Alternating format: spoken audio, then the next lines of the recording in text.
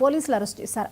3 కిలోల బరువున్న 9 గంజాయి మొక్కలను స్వాధీనం చేసుకున్నారు. పొలంలో మిరప, పత్తి పంటల మధ్యలో గంజాయి సాగు చేస్తున్నట్లు సమాచారం అందుకున్న గట్టు ఎస్ఐ, వ్యవసాయ శాఖ, రెవెన్యూ శాఖ సిబ్బంది పంచాయతీ సెక్రటరీతో కలిసి తనిఖీ చేశారు.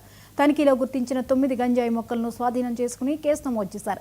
నిందితుడు బస్వాపురం ప్రాణేష్ తోతినోని దొడ్డి గ్రామానికి చెందిన రైతుగా గుర్తించారు. యువత భవిష్యత్తును నాశనం చేసే మత్తు పదార్థాలను అరికట్టేందుకు కఠిన చర్యలు తీసుకుంటామని గద్వాల్ సర్కిల్ ఇన్స్పెక్టర్ టంగుటూరి శ్రీను హెచ్చరించారు. గంజాయి సాగు చేసినా, విక్రయించినా, సేవించినా పోలీసులకు సమాచారం ఇవ్వాలని ప్రజలకు సీఐ సూచించారు.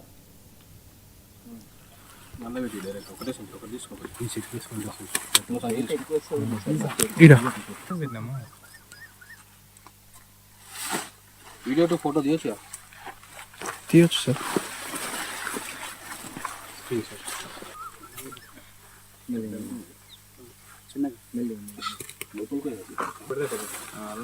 ఇంకొకటి 3 కలిపి ఒకటేసారి పెట్టింది చిన్నవన్నీ ఒకటి అన్నీ సార్. ఇంకోటి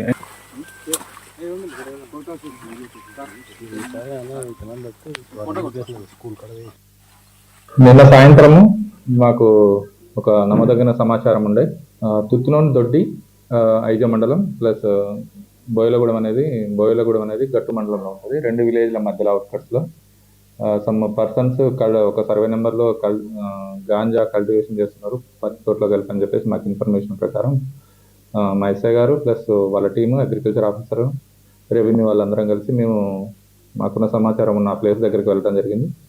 అది ఒక హనుమంతు అని సర్వే నెంబర్ 382లో ఉండే. ఇది బోయలగూడెం అవుట్కట్స్కి వస్తుంది శివార్లో. దీంట్లో ఒక పర్సన్ ఉండే అక్కడ ప్రాణేష్ అని, సన్ ఆఫ్ భీమన్ అని. ఇతన్ని కూడా తుత్తునోని దొడ్డి విలేజ్. అతన్ని మేము పట్టుకున్నాం. అక్కడే పట్టుకొని మేము ఆ తోట మొత్తం సెర్చ్ చేసినాం. సెర్చ్ చేస్తే మాకు ఒక 5 అడుగుల ఎత్తున్న గాంజా మొక్కలు ఉండే. 5 గాంజా మొక్కలు పత్తి తోటలో కలిపేసిండు. అదేవిధంగా పక్కనే మిరప తోట ఉండే, అతందే అది కూడా. దాంట్లో ఒక 4 చిన్న మొక్కలు, అవి ఒక 1.5 feet అట్లున్నాయి. ఇవన్నీ మేము పంచుల సమక్షంలో సీజ్ చేసినాం. దీనికి ఈ విషయాన్ని కల్టివేట్ చేస్తున్న ప్రాణేష్ని ఇమీడియట్లీ కస్టడీలో తీసుకోవడం జరిగింది. ఇంకా అదేవిధంగా చుట్టుపక్కల మొత్తం కూడా ఏరియాలో కూడా మొత్తం రీసెర్చ్ చేయడం జరిగింది. మొత్తము మాకు ఒక 4-5 టీంలు పెట్టేసి ఈ 9 మొక్కలను కూడా సీజ్ చేసి అతన్ని కూడా అరెస్ట్ చేసేసి ఈరోజు